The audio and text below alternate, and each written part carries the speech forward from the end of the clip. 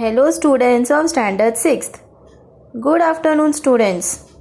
Today we are going to learn an interesting English poem that is 2.1 The Clothesline, written by poetess Charlotte Druitt Cole. First let me tell you a brief description about Charlotte Druitt Cole. Charlotte was born on 13th January 1878. She was the youngest among 15 children. She wrote many poems which are especially based on the interest of children. She has written a large number of story tales, books and poems for children. Clothesline is one of the famous poems written by Charlotte Druitt Cole. It is a very easy poem and very easy to understand. In this poem, the poetess is visualizing or imagining about the washed clothes hung on a clothesline. Now what is clothesline? Clothesline is a rope or wire on which washed clothes are hung to dry. So students, now take out your textbook and your pencil to mark out the difficult words. Turn to page number 23. First we will recite the whole poem, then I will explain you stanza by stanza. 2.1 The Clothesline, written by poetess Charlotte Druitt Cole. Hand in hand they dance in a row, hither and thither and to and fro. Flip, flap, flop and away they go, fluttering creatures as white as snow. Like restive horses they caper and prance, like fairy tale witches they wildly dance. Rounded in front but hollow behind, they shiver and skip in the merry March wind. One I saw dancing excitedly, struggling so wildly till she was free. Then, leaving pegs and clothesline behind her, she flew like a bird and no one can find her. I saw her gleam like a sail in the sun, flipping and flapping and flopping for fun. Nobody knows where she now can be, hid in a ditch or drowned in the sea. She was my handkerchief not long ago, but she'll never come back to my pocket, I know. Now students, let's understand the poem stanza by stanza. Let's read the first stanza and understand it. Hand in hand they dance in a row, hither and thither and to and fro. Flip, flap, flop and away they go, fluttering creatures as white as snow. So the poetess is saying in the first stanza that the clothes which are hung on the clothesline. See over here, the image is given over here. This is the clothesline and the washed clothes are hung on that clothesline. So she is telling that the clothes which are hung on a clothesline are holding hands and they are dancing in a row. To her, the washed clothes look like as they are dancing happily. See over here how the clothes are moving. So this image, see in this image, the poetess feels that these washed clothes are holding hands and they are dancing in a row. They are dancing very happily. The clothes are moving here and there due to the winds. Hither means, underline hither means here. Thither means there. To means back and forth means front. So, what the poetess is saying that due to the wind, the clothes are dancing happily here and there, back and forth. Then the poetess is telling that the clothes are making sounds like flip, flap, flop. These are the sounds which the washed clothes are making. To her, it seems like the washed clothes are making sounds like flip, flap and flop. They are moving very happily and they are dancing and enjoying the winds. She compares the washed clothes or the white clothes with the birds that fly in the sky. Fluttering creatures means the birds which are fluttering. Since the clothes are washed and cleaned, they are looking as white as snow. After the clothes are washed or cleaned, they become white and start shining. So she is comparing the washed clothes with the snow over here. So understood, students, what is given in the first stanza? Okay, students. Now come to the second stanza. Let's read that. Like restive horses they caper and prance, like fairy tale witches they wildly dance. Rounded in front but hollow behind, they shiver and skip in the merry March wind. So this situation which is happening in the month of March. Like restive horses they caper and prance. Restive horses means the horses which cannot remain still, which cannot remain silent. They want to move here and there. They cannot remain in one place.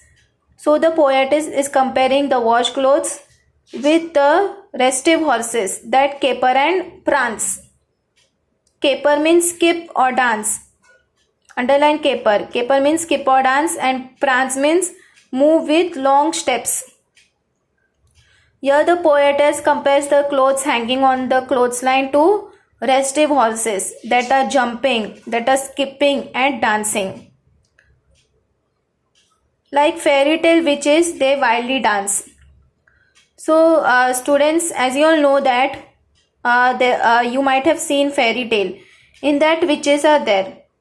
Always witches are given a negative role.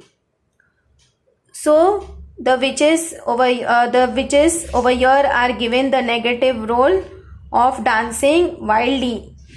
So the poetess is comparing the clothes with the fairy tale witches, which are dancing very wildly and violently. Here the movement of the clothes is compared to the wild dance of the witch. Rounded in front but hollow behind. Due to the wind, the clothes are fluttering and forming bow-like shape, which are round at the edges and hollow in the center. Hollow means a hole or an empty space. Hole in the center. Due to the wind, the clothes front line rounds itself, and from behind it looks like hollow. They shiver and skip in the merry March wind. So the poetess feels that the clothes are shivering and skipping in the wind, and they are very happy in the March month.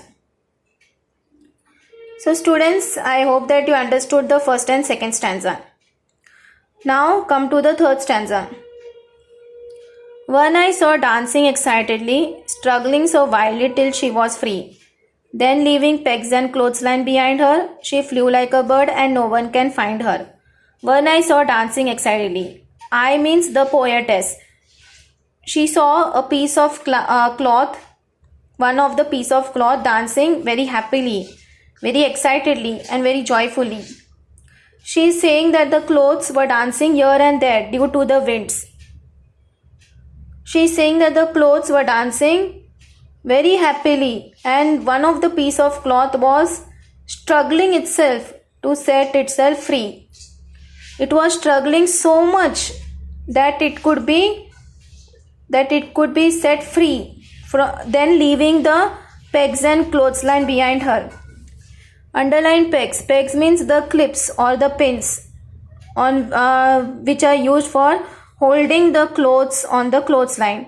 See, in this picture given over here, there are pegs, that is the clips, which are used for holding the clothes on the clothesline.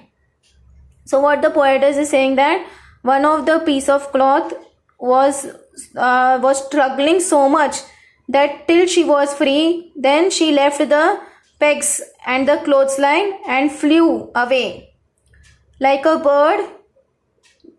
It flew like a bird due to the storm, that no one was able to follow her and no one was able to find where it went. So what the poetess is saying that the piece of cloth left the pegs and clothesline behind her and she was released free. She flew like a bird and she went very far off. Nobody knows where it went. Now students, let's read the fourth stanza. I saw her gleam like a sail in the sun, flipping and flapping and flopping for fun. Nobody knows where she now can be, hid in a ditch or drowned in the sea. I saw her gleam means who saw? The poetess. The poetess saw her gleam. Gleam means shining. The poetess saw that washed clothes shining like a sail in the sun. The poetess is telling that the cloth which she saw in the third stanza was released free. It was shining like a sail in the sun. In the blue sky, the cleaned or the white clothes was looking like a sail. Its movements were very exciting and happy. That gave the poetess a good feeling. She was feeling very exciting and enjoying that moment very much. Nobody knows where she now can be, hid in a ditch or drowned in the sea. So what the poetess is imagining, she is imagining where the piece of cloth might have gone. She is just imagining over here. She is imagining that where the piece of cloth might have gone, whether it had been hid in a ditch or drowned in the sea. Ditch means a narrow channel dug at the side of the field. So she is worried that where the piece of cloth might have gone, whether it might have been hid in a ditch or drowned in the sea. Nobody knows where it went and where the piece of cloth might be. So students understood the fourth stanza? Okay students, now come to the fifth stanza. She was my handkerchief not long ago, but she'll never come back to my pocket, I know. So what the poetess is telling that the white cloth or the washed cloth which flew away was the handkerchief of the poetess. Before flying away, the handkerchief was to be there in her pocket.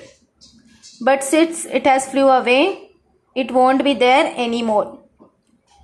So she is sure that it will not come back to her and it is lost forever. The poetess is sharing her experience in the fifth stanza. So this clothesline poem is all about the handkerchief of the poetess that was lost and could not be found again. So this is what the poetess Charlotte Truett Cole is telling about the poem The Clothesline. So students, we learned that the poetess here begins the poem with a happy note of clothes dancing on the clothesline, as we saw in the first and second stanza. In the third stanza and the fourth stanza, we saw that the poetess enjoys the happy moment of a piece of cloth flying in the air like a sail in the sun. In the last stanza, the poetess ends it with a sad note of her handkerchief flying away and never coming back. So we saw in the first two stanzas that the clothes were enjoying itself. In the third and fourth stanza, we saw that the poetess was enjoying. And in the fifth stanza, we saw that she is sad that her handkerchief flew away and she is telling that I know it will never come back again. So she is sure that it will never come back again. So this is what the poem is all about. Now students, let us recite the poem once. 2.3 The Clothesline.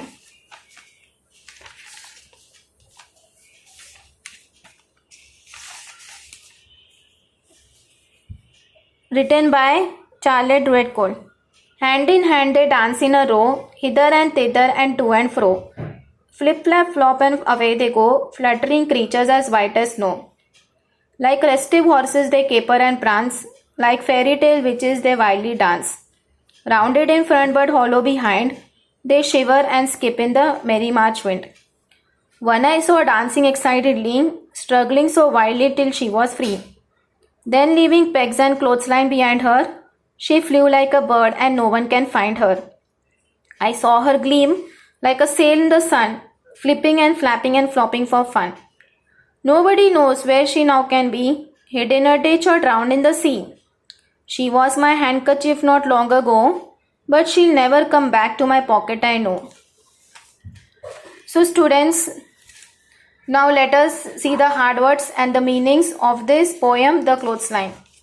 Here are few hard words and the meanings of the poem, The Clothesline. The Clothesline 2.1. Hard words and their meanings. First one, hither means here. Next, thither means there. Third, caper means dance or skip.